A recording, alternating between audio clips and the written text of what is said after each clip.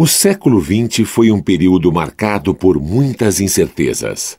A política instável da Guerra Fria, as crises cíclicas do capitalismo e as duas grandes guerras. Mas foram estudos científicos realizados a partir do começo daquele século que colocaram definitivamente em xeque muitas verdades até então absolutas. Agora você vai saber como a física moderna ajudou a mudar os rumos da história no século XX e como suas descobertas continuam presentes em nosso dia a dia. Vamos lá?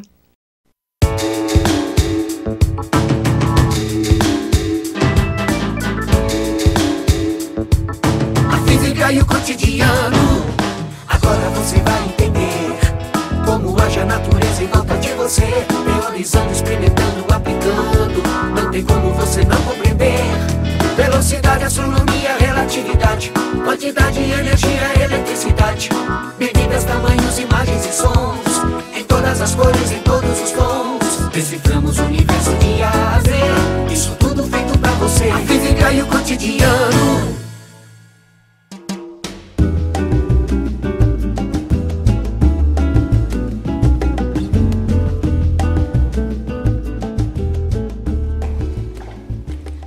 Ah, não acredito. Sempre que chega a minha vez, acaba a goiaba. E é a única fruta que eu gosto. Ah, tudo bem, Julinha. Eu aceito dividir a minha com você. Nossa, esse pedacinho de nada não podia ser menor, não? Bom, se você quiser, o Lilico ainda pode cortar essa metade ao meio, né? Aí, a metade da metade. Ah, engraçadinho. Interessante isso que o Paulão falou, hein? Pois eu achei a piada péssima. Não é isso. É que essa conversa me fez pensar numa coisa. E se fôssemos cortando a goiaba em pedaços cada vez menores, como disse o Paulão? Será que chegaríamos num pedaço tão pequeno que não pudesse ser mais cortado? É claro que não. Tudo pode ser cortado, por menor que seja. Basta você ter uma faca adequada. Não é bem assim, meu precipitado aluno Paulão. Professora Aroeira. Jovens, e as frutas, como estão? Eu detestei, professor. Estou por quê, Julinha? Você adora goiaba? Eu vi no cardápio e tem goiaba. Tinha, professor. Tinha, né? Eles comeram tudo e não deixaram nada pra mim. Na verdade, eu ia dividir a minha com ela, professor, mas aí... Ele queria me dar um pedacinho de nada. Acho que não tem nada menor do que isso. Mal agradecida. Desculpa, Julinha, não quero te contrariar, mas o Paulo tem razão. Essa goiaba ainda podia ficar cada vez menor se for dividida várias vezes. Aí, não disse? Tudo pode ser dividido infinitamente. Calma, Paulão. Não foi isso que eu disse. É verdade que toda a matéria pode ser dividida em frações cada vez menores. Mas depois de muitas divisões, chegaríamos a algo indivisível. Indivisível? Bom, acho que está na hora de vocês saberem um pouco mais sobre a estrutura dos átomos. A matéria é formada por átomos. O número de átomos de uma simples gota d'água é quase 7 trilhões de vezes maior do que toda a população atual da Terra. Os átomos possuem um núcleo e uma eletrosfera. Dentro do núcleo existem prótons e nêutrons, e na eletrosfera se movem os elétrons. O núcleo, apesar de conter a maior parte da massa do átomo, é muito pequeno. Para se ter uma ideia, imagine um Maracanã, no Rio de Janeiro. Se um átomo fosse do tamanho do Maracanã, o núcleo atômico seria do tamanho de uma formiguinha ou no máximo de uma bola de gude colocada no centro do gramado. Ou seja, o átomo é basicamente formado de vazio. Curioso. Então a matéria é formada basicamente de vazio. De fato, Lilico. Não é curioso? É. Mas, professora Aroeira, quem descobriu os átomos? Bom, Cris, há milênios os pensadores já pesquisavam a matéria, como os gregos, por exemplo. Para Tales de Mileto, todas as coisas eram formadas pelo elemento água. Já Anaxímenes achava que o elemento formador de todas as coisas era o ar. Xenófanes acreditava que o elemento primordial do cosmos era a terra.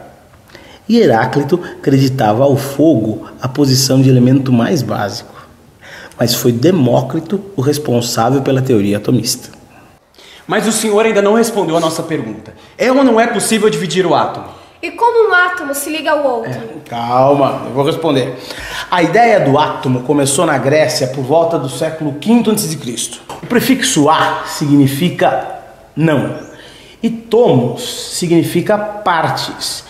Então, átomo quer dizer aquilo que não é divisível. Quase 2000 anos se passaram até que o inglês John Dalton retomou a ideia do indivisível.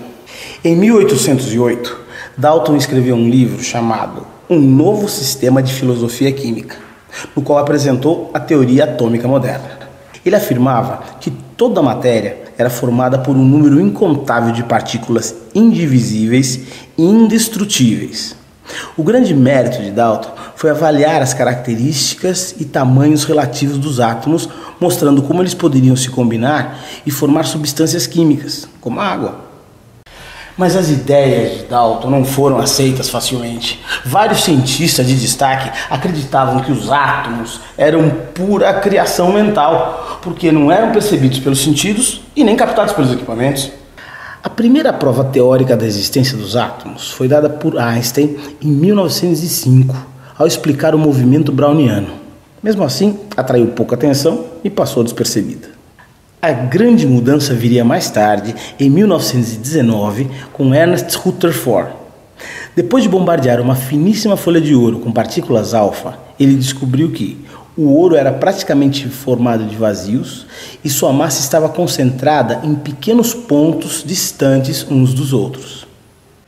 Distantes dessa região circulariam os elétrons carregados negativamente, como planetas girando em torno do Sol. O modelo atômico de Rutherford carecia de melhorias que foram feitas pelo cientista dinamarquês Niels Bohr. Segundo o modelo de Bohr, os elétrons só podem ocupar órbitas bem específicas nas quais nenhuma energia é perdida. Mudanças de órbitas só seriam possíveis quando o elétron absorvesse ou perdesse pequenos pacotes de energia chamados fótons. Então, os elétrons é que fazem os átomos ficarem juntos nesse pedacinho de goiaba? Mais precisamente, Cris, são as forças de atração elétrica entre os átomos. Quando dois átomos se aproximam, seus arranjos de cargas positivas e negativas podem provocar a união dos dois, dando origem a uma molécula. Entendi. Agora sim a coisa faz sentido. É irado, hein, professor? Demais. Fico feliz que vocês tenham entendido. Conhecer a estrutura do átomo é o primeiro passo para compreender a física moderna e a história do homem a partir do século XX. Bom, pois, vou ter que ir. Vou dar aula no segundo andar. Gente, eu sei, a matéria é ótima, é fascinante, mas eu tenho que dar aula. Aproveitem e pesquisem, estudem juntos, tá? Até a próxima. Tchau. Tchau, mais, professor. Valeu.